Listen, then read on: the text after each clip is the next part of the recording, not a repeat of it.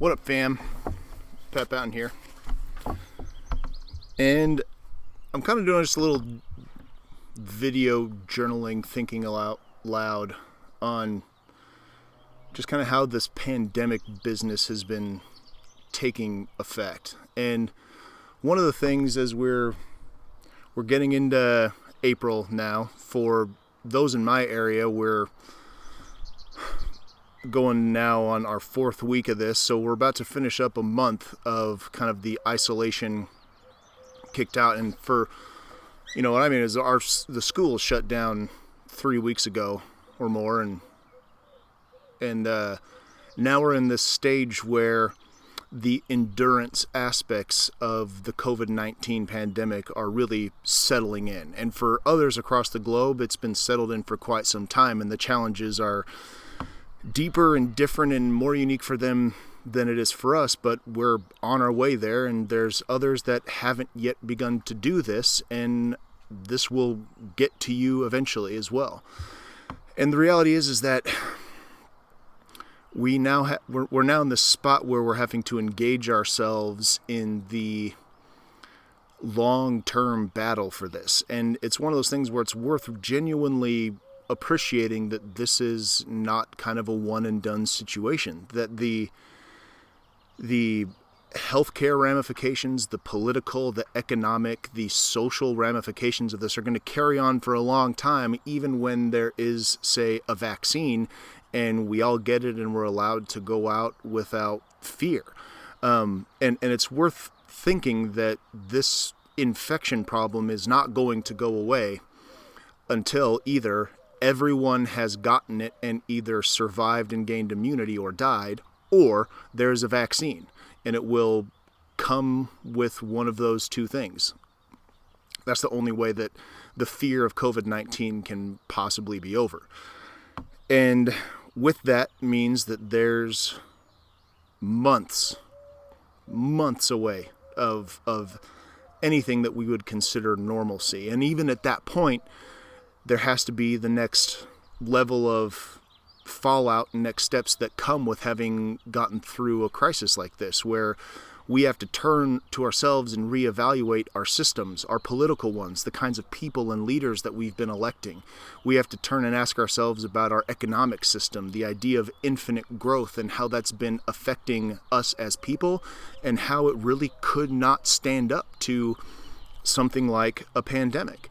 And our social systems, how we connect to each other, how we engage, how we love each other, are going to have to shift and change and adjust as we're cooped up with our beloved family for over and over, for day and day on end, and the challenges that provides us for loving each other, and what we're going to do when we're able to go out and see other people. I mean, there's just so many things that are still coming that we have to keep in mind, and that's just the future. And right now, we still have to figure out our ways to live in essential quarantines and isolation, and that is just so hard. We have friends that are in Macau, China, and they've been quarantined in apartments for months. I mean, it's just been going on forever, and they're able to go out just long enough to get groceries and do things like that, but it's one of those things where it's just not going to be over in a blink. And a lot of us are now settling into the realizations and the challenges of knowing that this is going to happen for a long time, and we're going to have to deal with this. And that's kind of scary, and that's hard, because most of us have never had to do something like this before. And when we're talking about rethinking our systems, you know, this is kind of a call out and a shout out to my fellow educators.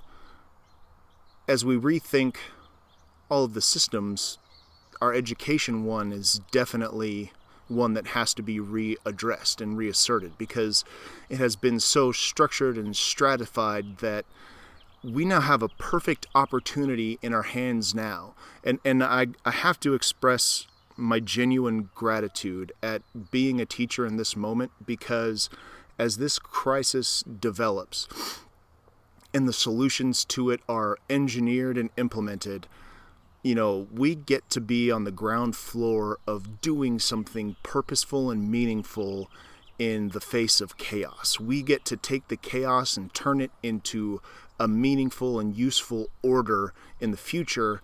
And that is frankly a gift, because there's so many people out there.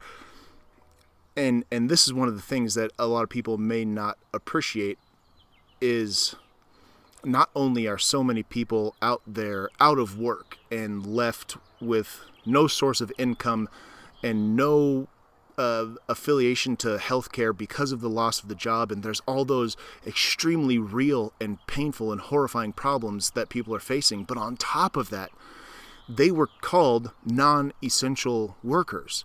And so now not only do they not have, are they struggling day to day to find the means to live, but they also are struggling to find meaning, because in our society, so much of an individual's worth is based on their ability to work, on what they can produce for the economy.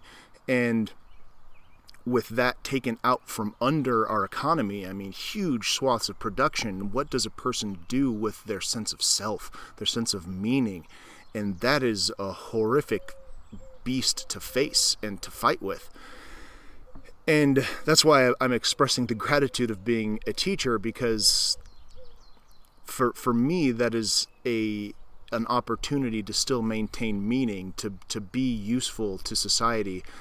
And it's easy for me to say everyone out there should be struggling to determine and find what meaning is for them. And I say it's easy because I kind of have something, even for those of us that are teaching, where it's not like our number one thing, there's still value to us through that, and that's a gift, and we should all be grateful for that. And so it's easy for me to say, since I have it, to look to others and say, do your best to find it. It's almost kind of a hollow statement and meaningless gesture, but it's worth thinking about and pursuing. And kind of turning back to my educators, so many of us have known on some level that the system that we serve, that exists for the service of society at large. I mean, educational institutions are the preserver, the keeper of civilization. We are the distributors of knowledge and thought. And that knowledge and thought gets disseminated across children and then throughout society. And it's a very meaningful thing across any civilization, which is partly why so many of the insanely huge arguments are held through schools, like things like prayer and free speech and sex ed. I mean, these are major sociological and political issues. And since everyone wants the future to look like their version of the future, that's our children. And schools are where those things get fought out because of the importance and significance of our station and schools. And we're in a position now where we have to, we have the gift of reassessing what a lot of us have considered and believed to be the broken system of education, and rebuilding it in a way that is meaningful and useful to the rest of the world and society. What that looks like, God, I don't know. I don't know what that looks like. But we have the gift of being able to figure it out. And I think that for me, this involves a great deal of tapping into, since so many of our students and so many of our educators and learners are more isolated and outside of the environment. What this means is finding a way to tap into the inherent learning ability of the human mind. We know from childhood development, when kids are walking around and just mimicking parents and role models, like to a T, without even asking questions. They just walk up and can mimic and somehow know. They are learning. The brain is wired to learn. I mean, and that's why it feels good to learn. When anyone has that aha moment, they smile. And the reason they smile is because there's a drop of dopamine. There's an evolutionary mechanism inside of our brains that makes learning a good thing and a worthwhile thing and a meaningful thing. That's why it feels good to develop a new skill, to overcome a challenge, to face adversity and triumph. That's all learning, and it feels good, and our brains tell us it feels good so that we keep doing it. It is an evolutionary imperative to learn. And if we're able to tap into that inherent learning bias, like the bias to learn that is existent in all humans, then I think that we have a fantastic model for guiding and leading students through learning, because so much of it now has to be done independently, and it will have to be done that way for a great deal of time. I can't think of a reason why that should not carry over into our educational structures after this is over and after we move forward. And so kind of my call and challenge to a lot of my fellow educators is to keep in mind, we got a big job. We have a very important and meaningful job in our society and civilization, and none of us should take that lightly. And to begin imagining what that perfect system of education would, could, and should look like upon our return, because it's hard to, if you were to meet and discuss in depth with almost any educator across the country, you would find that there's just something about it that's not working, that's just not right. And since it's been tossed up into the air, the pieces have been thrown up into the wind by the pandemic, we have an opportunity to decide what that's going to look like. Creativity, courage, and thinking outside of the box are going to be magnificent tools in the days and months and years to come. And so my challenge is to all of you, experiment now.